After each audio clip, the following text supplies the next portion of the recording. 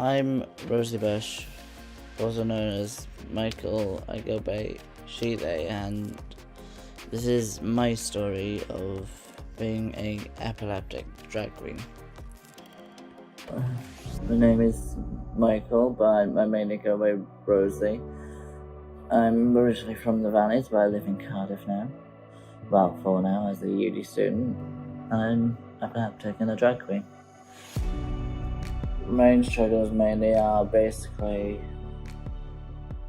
they can happen whenever, especially my one anyway, because there are many types of epilepsy. My one just happens to be when I'm just all of a sudden absent, so mine are basically called absent seizures.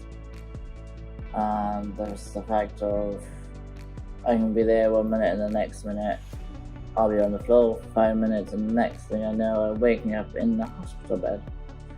But also also the fact of I take the highest dosage of medication for my epilepsy, which is sodium valproate, which is 1,200.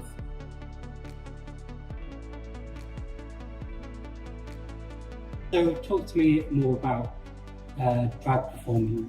Where do you find struggles when you're performing in drag? Because I like singing more, it's trying to remember the lyrics mainly.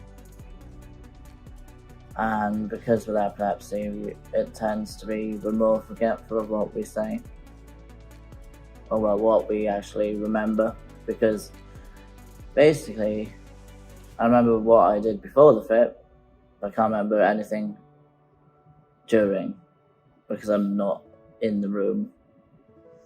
I'm absent. So what do you find helps, and how does drag help you to escape from? Well, drag doesn't really help me escape from all the epilepsy, it just allows me to be me basically, and it just removes me thinking of epilepsy as a whole, to be fair. What do you love most about drag? I get to perform as my non-binary self, to be honest.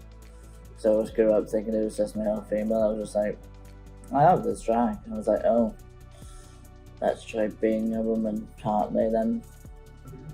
Voila, here I am. Further down the line, 9 years later, before my status I put up going, I'm straight. 9 years, look at me now, I'm non-binary and lovingly gay. How long does it take you to get into drag? What's the usual process? Oh god, it's a lot of process. I love it, don't get me wrong. But Jesus Christ, if you're me, be glad you're me. Because you need to wear lots of tights. You need to wear tucking panties to, obviously, that's if you're a drag queen, that is born as a male. But obviously I now identify as non-binary, but blah de blah, because there are many types of drag. You've got drag kings, drag queens, AFAB queens, a man male doing a drag king, all that stuff. List goes on, but with drag and me, I take around at least 30 minutes doing my face, or even an hour. Then just takes like 5 minutes just to get into an outfit, but even longer with the tights going on, because I do accidentally rip the tights. Don't get me wrong, I do love drag at the end of the day. It just helps me think of fun in life and sometimes drinking, but that's with the mates though. Just because obviously the heels are a pain in the...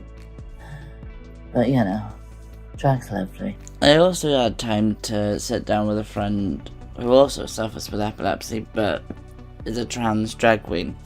I began doing drag after seeing performances of Pride and stuff like that back in 2011, and one person that really stood out to me was Miss Kitty.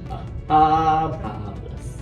Yeah, she's quite a cabaret type queen. really flamboyant, and I just loved the essence that she gave. So basically, like, drag has helped me in a lot of ways, but how has it helped you to get where you are in life? I would say drag has helped me get where I am in life, because when I started doing drag, it was sort of like a push to help me explore my femininity, being a trans woman, and sort of exploring that side of myself, obviously from art to real life, and seeing things from a different perspective. Like, obviously drag is like more performance and stuff like that, and real life is real life. And I think that sort of looking at different perspectives of my life and then pursuing that forward really helped in the sense of like seeing myself as not only just like a fully feminine being, but also, yes, I am a trans woman, but I can also explore like different sides of myself, whether that's more feminine or more masculine as well. And then obviously, both of us, what have we always been influenced by, and like, but how has drag influenced your life, basically? Well, it's influenced my life, what's called, in many different aspects. It's helped me bring out a confidence in myself, being like supported by supported people. Like I started drag with Rosie Bush, Annie Ben, and Michaela Fortune, and they really helped catapult me into this mindset of like, this is definitely what I want to do for a living, and this is like that supportive network and friendship, and like being surrounded by those really caring people in the overall LGBT community is like almost like a tight hug.